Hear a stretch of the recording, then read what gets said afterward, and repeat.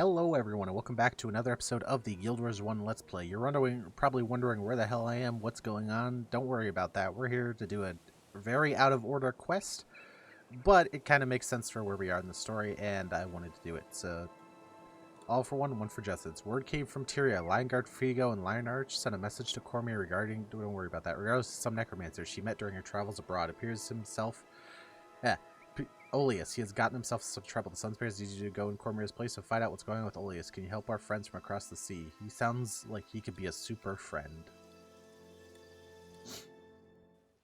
But the long story short is that this is basically a hero that you can actually get in Prophecies. So that's why I went out of order and decided to get him. Also, we're doing him at this part in the story because I think he spoils the whole White Mantle being evil thing, so that's why we're doing it at this point in the story, after we already know they're evil. Alright, Vanguard Figo. All for one for two. War course through his Sun Spirit is great. When she was passing through here, Cormier spoke highly of the necromancer Olias. If you're here to help him, you won't know where hurry. His former comrades from the White Mantle. He used to be from the White Mantle. Recently kidnapped some more townsfolk they had said to have been chosen. The bloody fool right after them, raving something about meaning and justice. Do you wish to pursue them? Yes. Bloodstone Fen. See, we're back here. Basically, these, they came back to the Bloodstone. Here's this guy. What's up, Olias? It's crack-a-lackin'. More Sun Spirits come to Tyria. How injured, precisely and ordained. You don't appear as strong as Cormier, but Grant tells me to be adequate help to save the kidnapped townspeople from the White Mantle. If not, you'll provide raw material for my army of minions. What a fun individual. I bet he's great at parties. So yeah, I don't know. I wanted to get some of the heroes that are from the, there's one hero from Prophecies, at least in the, before you beat the game, Olias, which we're getting right now, and then there's also one in Nightfall, or not Nightfall, excuse me, in Factions, and we're going to pick her up as well for her side of the story whenever we get there, just because, I don't know, I thought it'd be fun to use some characters actually from the story instead of just using the same group. It's not totally because I looked at my team, saw which 8 party members I would have to use, and realized I'd have to use like a dervish or a warrior hero, and went, nope. Totally not because of that. That being said, I have opted myself into using a assassin hero in Factions, so the universe balances out.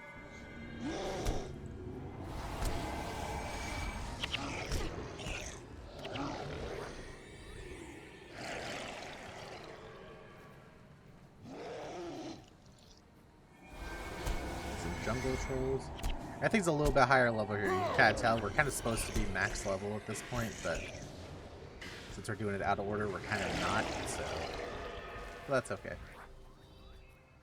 That's definitely one thing with Prophecies that's a little bit different in the other campaigns.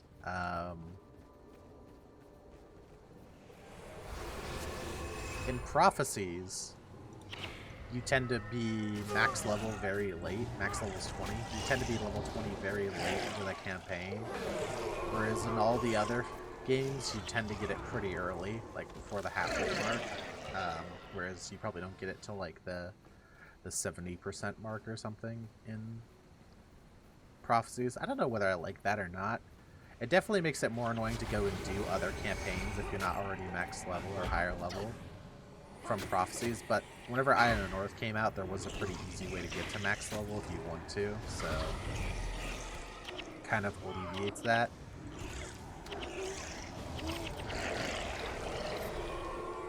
Oh, here we go. Yeah, this quest isn't very long.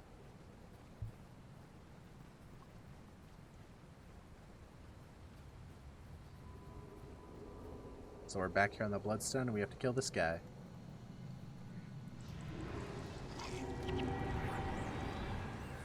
Blast him. Oh.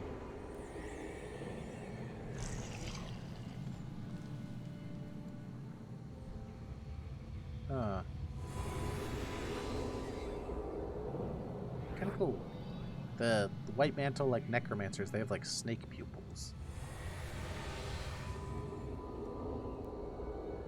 Necromancers in general are just kind of like messed up looking most of the time. I wonder why.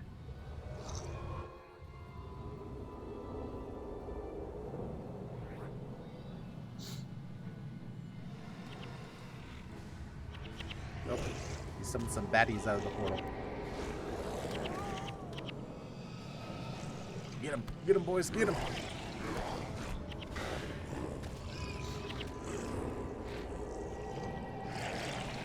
Woo. Alright. Nice and quick. Just a quick little mission to get Olias. I think we have to go back to... Yeah, we have to go back to Promenade, which is the, from the next campaign. But we will not worry about that. Shh. You'll see a place, you'll be...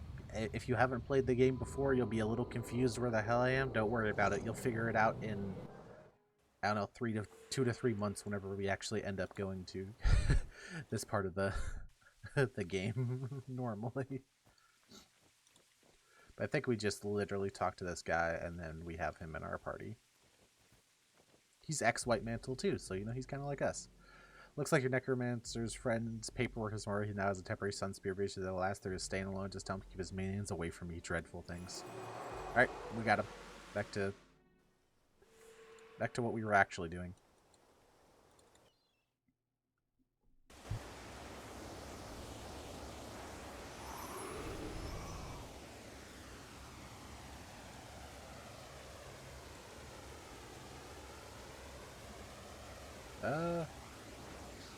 Do you want to level Dunkoro? Yeah, I guess I'll level Dunkoro. Because we'll need him eventually for something. So let me just quickly... Actually, do I have a build? Yeah, here we go. Okay, good. And what about... Do I have a build for you as well? No.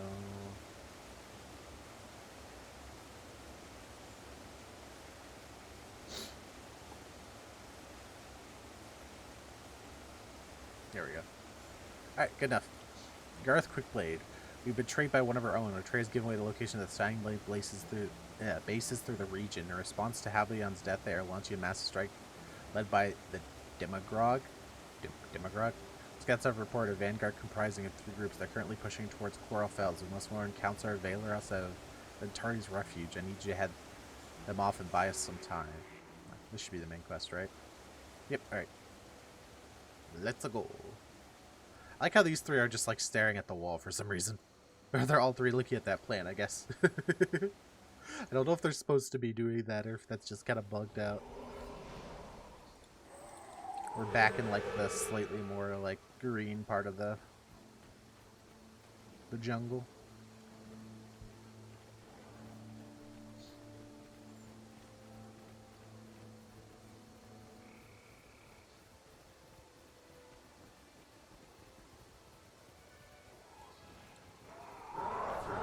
We're back in Centaur land, it looks like.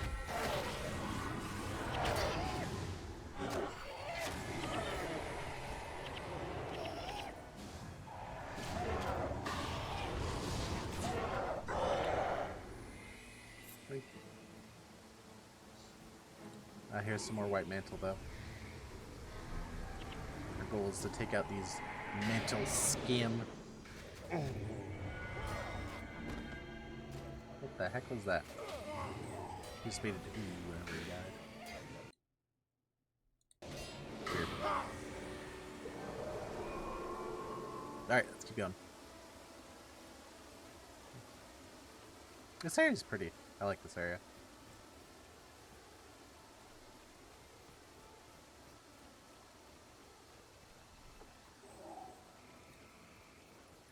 More knights.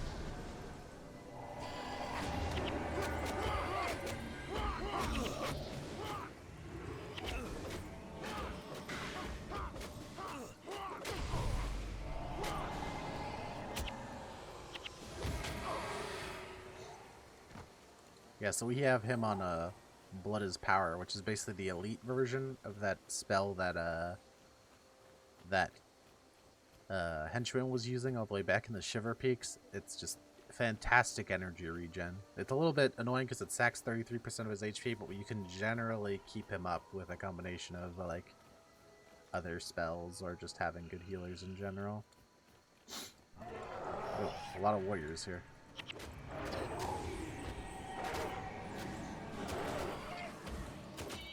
I suppose I don't have any anti-melee really besides a couple of copies of empathy on my heroes. Maybe I should change that.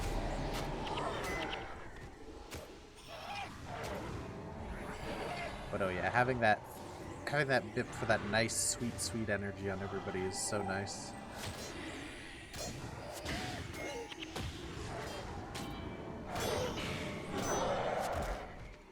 I just realized, do these guys have symbiosis and then not have enchantments to take advantage of symbiosis? I think that's how they literally, yes. They have symbiosis, but they don't have enchantments to take advantage of symbiosis. Well done. They probably did something else different way back in the day, and they just never bothered to change it. That's kind of the problem with designing a system like this, where enemies have the same skills as players, is that if you ever change the functionality of skills, then all of a sudden the balance of characters is like way out of whack.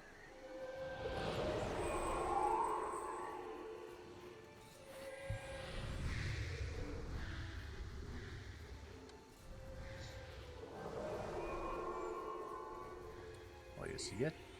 Alright. Some more White Mantle over here. I'll blast them. Oh yeah, Olias is part Ritualist. That's one of the other classes from one of the other campaigns. Etton's back.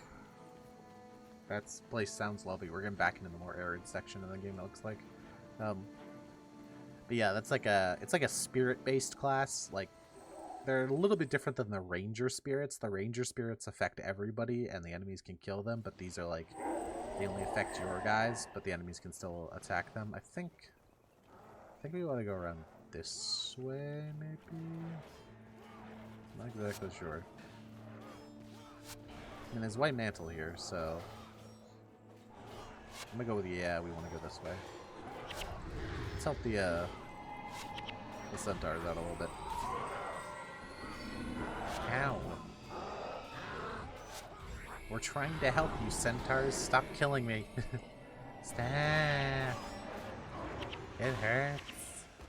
Not really. Oh yeah, it's so much nice to have more energy now.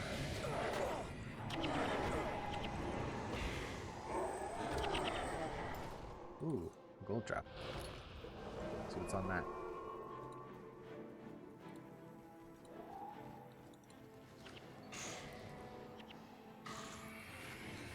Survivor and sub-death magic. Maybe I want that at some point.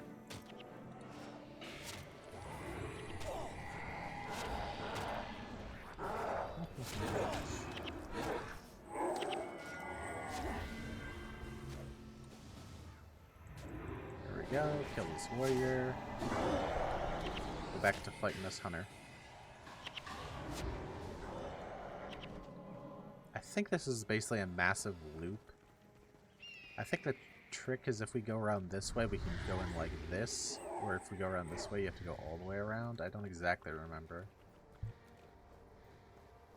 It's been a long time since I've done... Actually, it doesn't look like we can go this way. It looks like we have to go this way.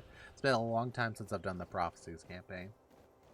The Prophecies campaign is generally not something I did. I think I've done Nightfall is the one I've done the absolute most, and that's because you needed to do Nightfall to get to one of the end game activities. So, because of that, I did Nightfall on like basically every character. Actually, I think almost every character. I'm trying to think if there's a character on my account that doesn't have it that isn't a PvP character. I think maybe my warrior, and that's because that character was made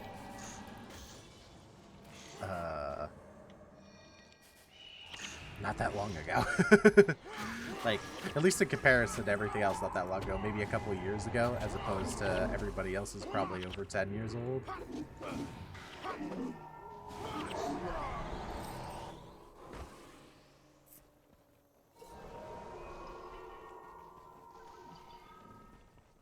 Morta Centaurs. Let's try to get them while they're balled up.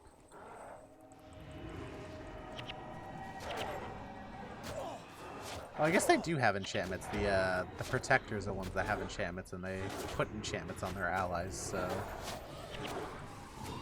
that's how they intend to get the symbiosis spirit. Is he unaggressive? Oh, he's not good.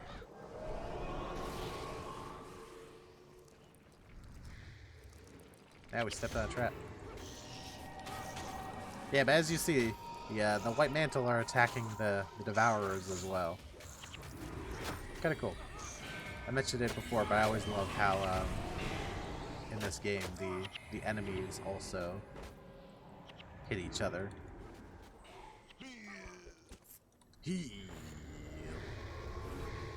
Did. Alright. I think we're almost there. I don't think this is the next mission. I forget if this is. Come on. Nope, don't care about the White Mantle. Y'all can fight that. You've brought us time, hero. Your deeds today will not be forgotten. They certainly will not go... Wait.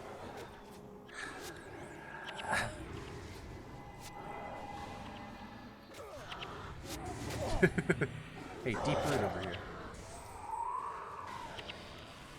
Alright. Your deeds today will not be forgotten, and they certainly won't go unrewarded for the Shining Blade. They are grateful for your assistance. Garrus' support will be here shortly. Is it urgent warning? Elder Gretchen, you may have heard, is spearheading our efforts to unlock the gate to Dinravi. She and her people need to be alerted to the White Mantle pushing from the west. I'd like you to head east and attempt to contact more of the scouts she posted along the way, I imagine. If you make contact, tell the scouts of the impending attack so you can get to Aurora Glade so you can speak with Gretchen herself. I think this is the primary quest. So even though this is going to be a little bit annoying, I am going to go into Ventari's Refuge, which has Ventari, a centaur, who's actually one of the summons for the Revenant in Guild Wars 2. There was once a time when humans and centaurs lived in peace, but that was long ago. I'm afraid we'll not see such time come again. It's a nice centaur. He doesn't want to kill us. Man, it's nice to see something that doesn't want to kill us for once.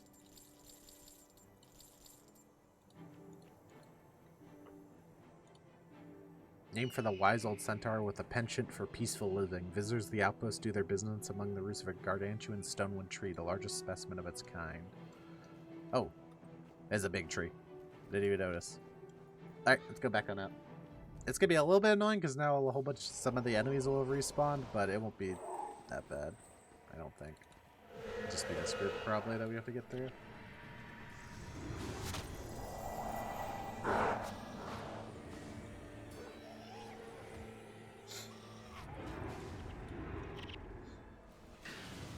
Prophecies had this thing where there were a lot of outposts and stuff that were connected, or not connected. So normally, especially in the later games, a lot of the explorable areas have an outpost connected to them. So you can just kind of go there. But Prophecies has some that are not connected to outposts. They're only connected to other explorable areas, which is like kind of annoying whenever you're trying to do mapping and stuff like that, because that means you have to do both maps in one sitting. But it's not that big of a deal, but it's something they changed in the later games to make things a little bit more convenient. So if you ever had to go back to a zone for a quest or something like that, it was just nice to not have to walk through 40 miles of junk. I think we're going the right way.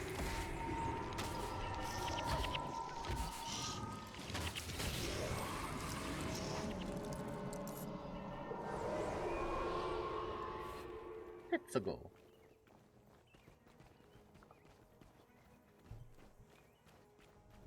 Centaurs? More centaurs?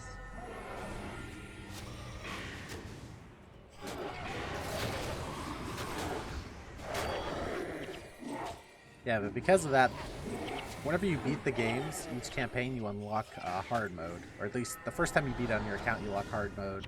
After that, you only have to be level 20 to unlock hard mode. But one of the completionism titles or completionist things you do in this game is you do something called vanquishing, which is, this is pretty cool. Not the way we're supposed to go, but pretty cool. Which involves killing every enemy in a zone in hard mode. So that means in Prophecies, especially this campaign, where there's some explorable zones that aren't connected to an outpost, that means you have to clear like 2 or 3 sometimes at a time. There's actually a really cool thing, like I think it's about here in the jungle. It's like a temple with a big bone dragon. It's a really cool place, but you can just miss it. There's a lot of cool places in this game that you can just miss, which I'm not exactly sure how I feel about. On one way, it's kind of cool. That's like, there's a lot to this world. But on the other hand, it's like, if you don't know it's there, then you might just never see it if you never run into a player. Like, it's good while the game is active and while people who are around who know this kind of stuff, because they can tell you about it, so you can go see it if you want to yourself. But like, after the game doesn't necessarily have a whole ton of active population or like, you know,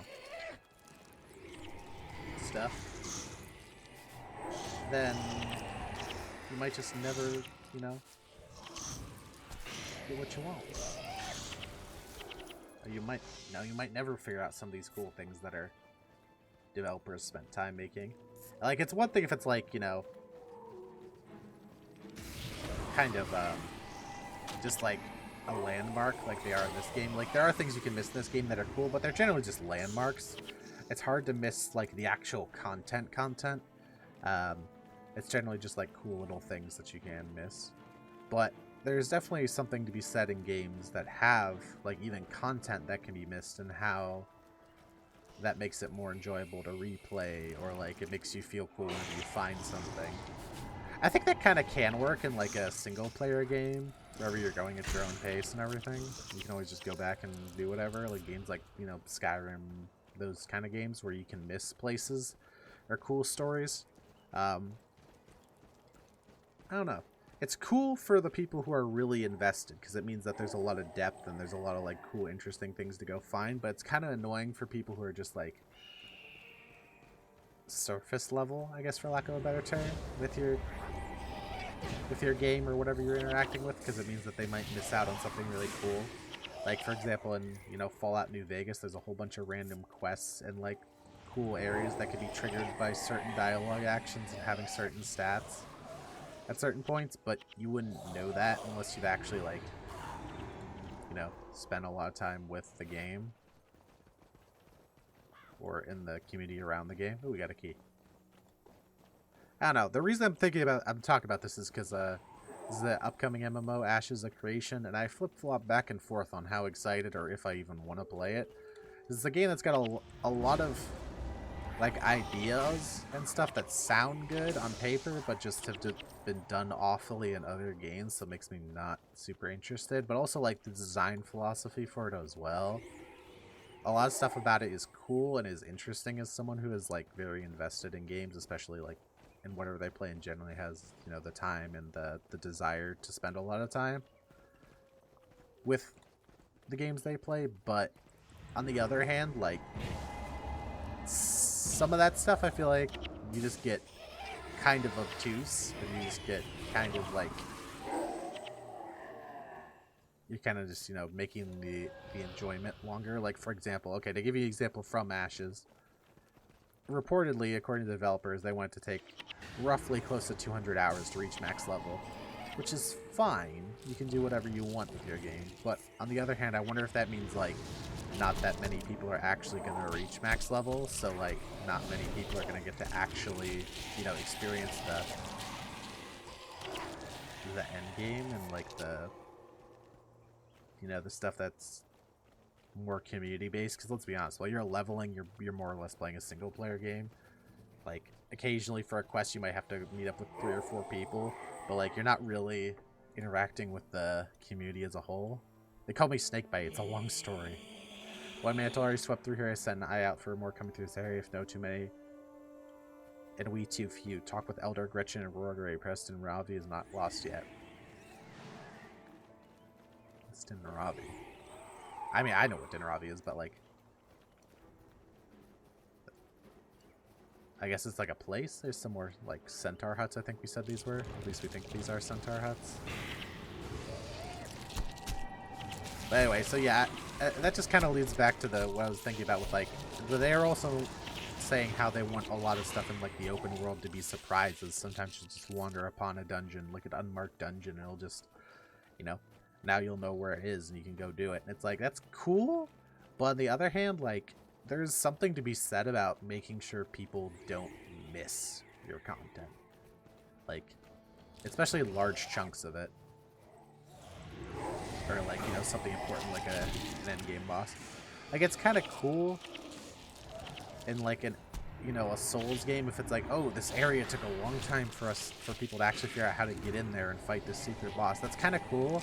I feel like it's a little bit different in a multiplayer like MMO setting where it's like, oh yeah, people didn't know this dungeon existed. It's like, oh, what? That's content we could have been playing. We could have been enjoying. I don't know. I go back and forth. I kind of want a game like that, just like an MMO that you can spend a lot of time in, has a good world, kind of PvE and PvP, a good mix of it. But I don't know. We'll see. I might start covering that game at some point, and I definitely will at the very least be playing it when it comes out. But let's get back to Guild Wars. I'm actually not sure what Dinaravi is. I know it's an ancient city somewhere here in the Maguma, but I'm not sure if they actually ever mentioned like who made it or whatever.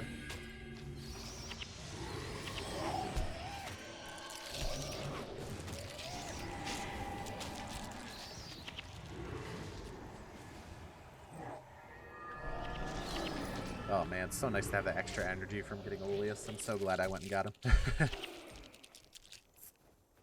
Pick up all our coins here. Got the spoiders back.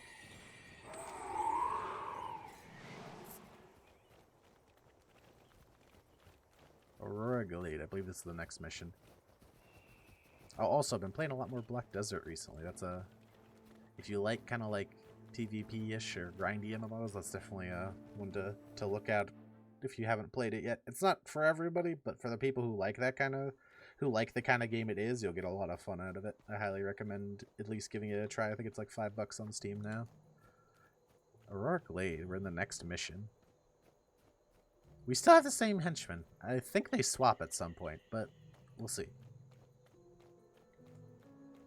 I guess let's read the, A long time ago, a tribe of human druids ventured into the jungle to make their peace with the jungle. For many years, they lived in harmony with Maguma, making their home in Aurora Glade. There are rumors no one has actually seen or heard from any of the druids in over 100 years. Oh, that's what it is. I remember now. Yeah, so it's like ancient druids. That's who have built a lot of these structures, and that's who I think built Dinaravi and stuff like that. Ancient druids who came here to commune with the jungle. Also, side note, I know this is just a game feature, but there's these Zunlai agents who are responsible for these magical chests that teleport your items all over the place for you. And I just love the idea that, like, as a Zunlai agent, you could just be sent to, like, the worst places, because they're at every outpost, right? So there's some that are, you know, here. There's some that are, like, in, you know, Ascalon destroyed. There's some in the remote Shiver Peaks. Like, I just like the idea that, like, these poor workers just get stuck in these absolute, like, dangerous shitholes. I don't know. Anyway. How can I help? Elder Gretchen, at this point we need your weapons and your spells far more than Valor's warnings. The White Mantle have come through here and destroyed everything in their path. Where they found the abandoned villages, they left behind only sticks and stones. Where they found the Shining Blade, they left behind only corpses. I feel that we're fighting a losing battle. We cannot afford a misstep in the ritual to open the portal to the Druid henge of Dinaravi. The Druids are little more than spirits now. They have transcended this world and become part of the jungle, abandoning their village. Until recently, we've been using the structures they left beside as camps from whence to plan our operations. All right.